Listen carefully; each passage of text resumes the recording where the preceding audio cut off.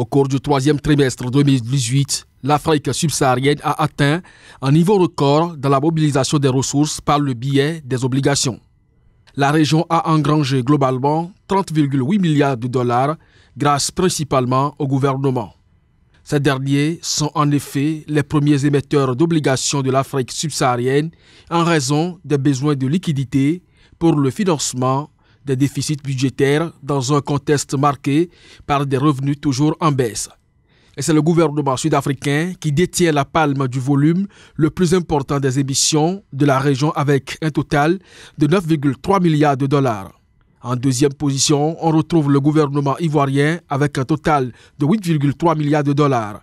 Le gouvernement angolais ferme le top 3 avec 3,5 milliards de dollars, juste devant le gouvernement nigérian qui aura émis un total de 2,5 milliards de dollars sur cette période. En dehors des gouvernements, d'autres entités ont aussi fortement contribué à cette dynamique, notamment les entreprises financières qui cumulent un total de 5,7 milliards de dollars et les entreprises du secteur de l'énergie qui ont mobilisé quant à elles 2,3 milliards de dollars.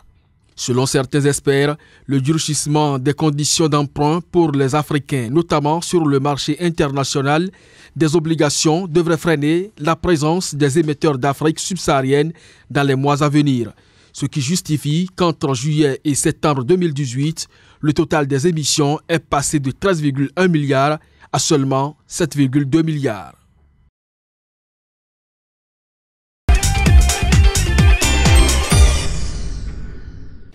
La reprise de l'économie va enregistrer un ralentissement en 2018 en Afrique subsaharienne. C'est ce qui ressort d'un rapport de la Banque mondiale qui a revu à la baisse ses prévisions pour la région. L'institution table sur une croissance économique de 2,7% contre une précédente estimation de 3,1%. À l'origine de ce comeback, une croissance plus lente que prévue des grandes économies de la région.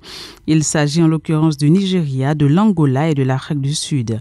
En effet, la baisse de la production de pétrole en Angola et au Nigeria a annulé l'effet de la hausse des prix du pétrole, tandis qu'en Afrique du Sud, la faible croissance de la consommation des ménages a été aggravée par une contraction du secteur de l'agriculture.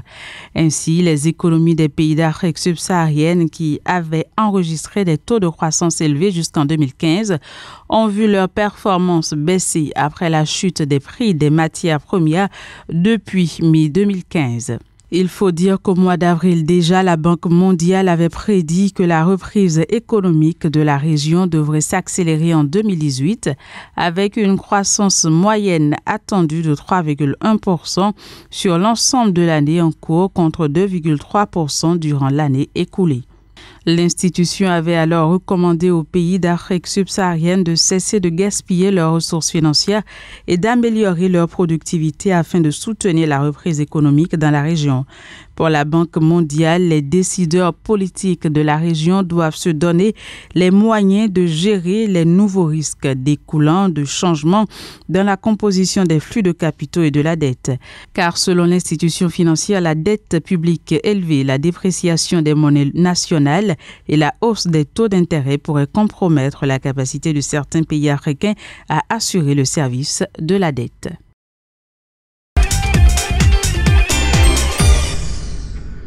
En passant d'une production annuelle de lait de 109 000 tonnes en 2011 à 172 000 tonnes en 2016, le Cameroun a amélioré significativement son offre en produits laitiers. Le pays a ainsi enregistré une augmentation de près de 70 000 tonnes en 5 ans, essentiellement due à la mise en place de programmes gouvernementaux destinés à promouvoir l'élevage et la production du lait. Yaoundé reste cependant bien loin de satisfaire sa demande locale estimée à 297 000 tonnes par an pour l'ensemble des ménages et industries de transformation du pays, soit un déficit de production d'un peu plus de 120 000 tonnes. Ce déficit est dû, selon les spécialistes, au faible rendement des espèces de vaches utilisées par les producteurs, le manque de structures de production modernes, l'enclavement des principaux bassins de production et bien d'autres. Pour combler le gap, les opérateurs économiques camerounais ont dépensé 31 milliards de francs CFA en 2015 pour importer du lait selon les officiels. Ce procédé qui fait généralement exploser les coûts de production a amené certains à explorer de nouvelles solutions, notamment la substitution du lait de vache par le lait de soja produit localement. Cette option amoindrit les coûts de production jusqu'à 50% pour certains produits, comme le yaourt.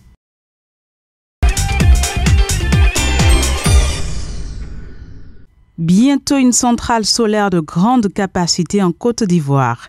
Grâce à l'Allemagne et à l'Union européenne, le pays va accueillir sa première centrale solaire d'une puissance de 37,5 MW crête à Bondiali dans le nord. Financé à hauteur de 27 millions d'euros par la Banque de développement allemande et par l'Union européenne à hauteur de 9,7 millions d'euros, le projet devrait permettre à ce pays, leader dans le secteur de l'électricité en Afrique de l'Ouest, d'atteindre son objectif d'une consommation de 11% provenant des énergies renouvelables d'ici à 2020. En effet, Abidjan, qui dispose actuellement d'un réseau de 5000 km de lignes à haute tension et d'une puissance installée à 2200 MW, a consommé à peine 1 MW d'énergie solaire en 2018. Le pays assure sa fourniture d'électricité à hauteur de 75% par l'énergie thermique et le reste par les barrages hydroélectriques. Il mise maintenant sur un programme de développement de son réseau et ambitionne d'atteindre la barre des 4000 MW en 2020 et 6600 MW en 2030 et de faire participer les énergies renouvelables au mix énergétique à hauteur de 16% en 2030. En dehors de centrales solaires annoncées, plusieurs projets sont en préparation comme la construction de plusieurs centrales à biomasse Biokala. Ces centrales doivent être alimentées par les résidus de palmiers à huile.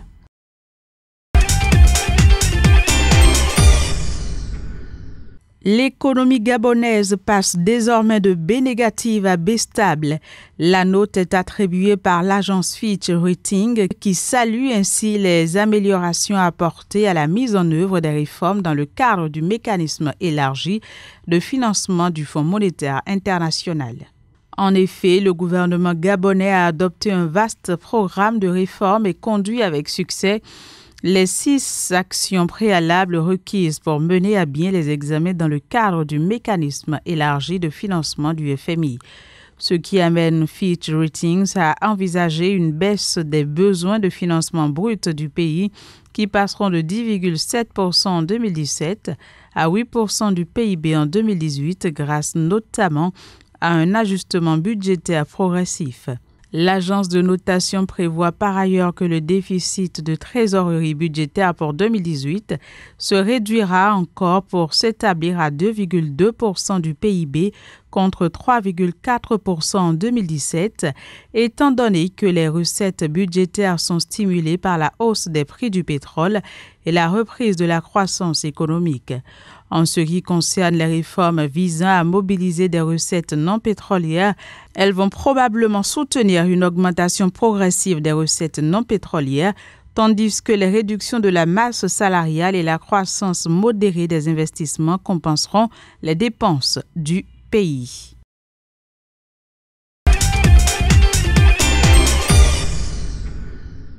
Ces jeunes entrepreneurs sénégalais ont 3 minutes pour convaincre. Ils participent à un concours mondial pour tenter d'obtenir un financement et développer leur start-up. Celle d'Olivia Ndiaye est née il y a moins de 2 ans. On s'est très vite entouré de bonnes personnes, on s'est fait très vite incuber pour justement nous accompagner à structurer notre projet. Mais malheureusement, peut-être c'est le côté plutôt finance. Les investisseurs, les investissements, surtout quand on est en early stage start-up, c'est là où il y a un peu plus de difficultés, oui, c'est. La relative nouveauté des startups technologiques ajoute à la frilosité des investisseurs dans un pays où les ressources financières restent limitées.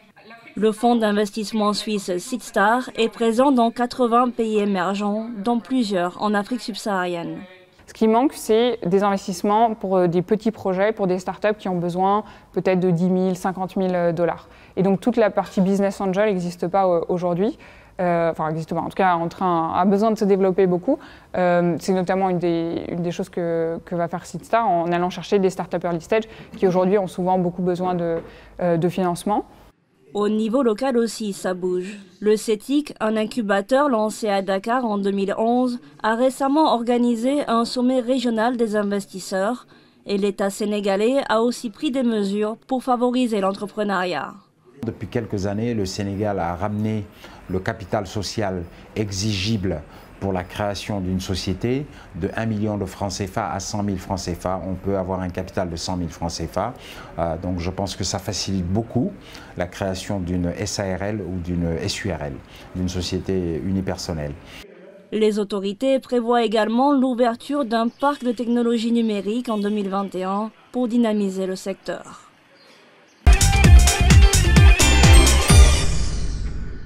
Le secteur touristique a repris vie en Tunisie, mais peine encore à faire recette. Avec un total de 6 200 000 de visiteurs enregistrés sur les 9 premiers mois de l'année 2018, le pays n'a encaissé que 1 milliard de dollars. Ceci représente moins de 2 tiers des 1,59 milliard € de recettes engrangées sur l'ensemble de l'année 2014, où le pays avait accueilli seulement 6,7 millions de touristes. Plusieurs facteurs expliquent cette baisse des recettes, notamment la crise née des attentats meurtriers qui ont frappé le pays en 2015. Nous avons perdu environ 20% de notre capacité hôtelière. C'est des hôtels qui n'ont pas pu tenir le coup de la crise et qui ont dû mettre la clé sous la porte. Et certaines unités qui sont restées à vivoter, malheureusement, peuvent nuire provisoirement à l'image du pays parce qu'ils ne sont pas à la hauteur des standards attendus par le client. Répondre efficacement aux attentes de la clientèle, un pari difficile pour beaucoup d'établissements hôteliers tunisiens.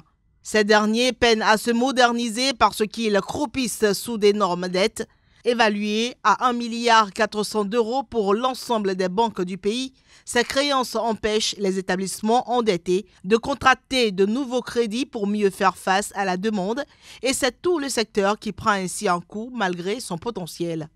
Nous avons effectivement un savoir-faire important et c'est un secteur qui est appelé, qui a un avenir promettant, donc on ne peut pas se priver de cette opportunité. Pour pouvoir l'exploiter, bien sûr, nous devons assainir. Si on ne réussit pas à assainir, le Conseil probablement va limiter nos interventions dans le secteur touristique. Et ça, ce n'est pas souhaitable ni pour les STB, ni pour le secteur, parce qu'ils le savent, ça.